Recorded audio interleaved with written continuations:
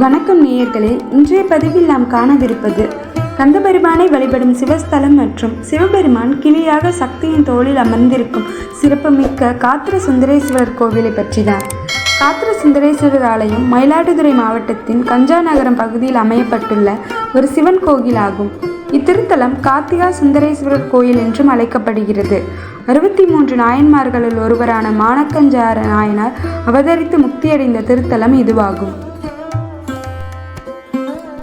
ஆலயத்தின் இதர தெய்வங்கள் துர்க்கையம்மன், சண்டிகேஸ்வரர், பிரம்மதேவர், மேதா தட்சிணாமூர்த்தி, நர்த்தன விநாயகர் மற்றும் செல்வ விநாயகர், சுப்பிரமணிய, நந்தி மற்றும் நவக்கிரகங்கள் ஆகியோர் இக்கோயிலில் அருள் புரிகின்றனர்.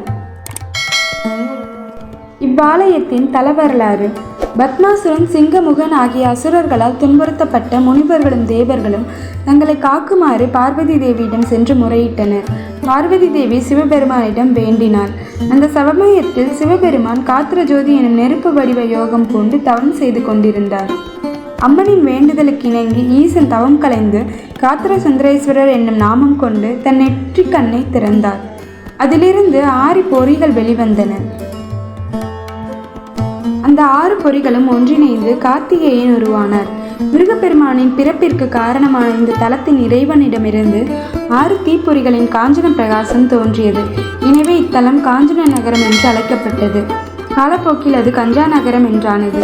தான் அவதரிக்க காரணமாக இருந்த இத்தலத்து இறைவனை கார்த்திகேயன் தினமும் வழிபாடு செய்வதாக ஐதீகம்.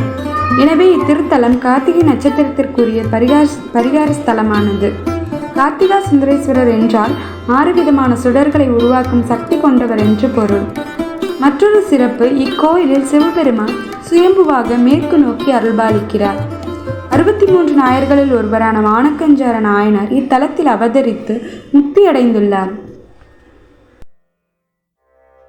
இத்தலத்தின் இன்னொரு மாபெரும் சிறப்பு, மதுரை மீனாட்சி அம்மனை போலவே இங்குள்ள அம்மன் துங்கபாலஸ்தானாம்பிகையும் கையில் கிளி வைத்திருக்கிறார். இதற்கு வேதாமித்கீரம் என்று பெயர். மற்றொரு கையில் நீலோத்பவ மலர், சங்கு, சக்கரம் ஆகியவற்றை ஏந்திருக்கிறார். வேத சக்தியாக சிவபெருமான் கிளி வடிவில் அம்மனின் இடது தோளில் அமர்ந்திருப்பது இத்தலத்தின் சிறப்பம்சமாகும். இது வேதமோதும் கிளியாகும். இந்த அம்மனை வியாசர் மற்றும் சுகபிரம்ம மகரிஷி வழிபட்டுள்ளனர். கார்த்திகை நட்சத்திரத்தில் பிறந்த பெண்கள் வெள்ளிக்கிழமை மற்றும் கார்த்திகை நட்சத்திர நாளன்று இந்த கிளியை தரிசனம் செய்தால் திருமண வாழ்க்கை சிறப்பாக அமையும். மூலஸ்தான விமானத்திற்கு மேல் சட்டநாதருக்கு தனி சன்னதி உள்ளது. ஒவ்வொரு வெள்ளிக்கிழமை இரவும் சட்டநாதருக்கு சிறப்பு வழிபாடு நடத்தப்படுகிறது.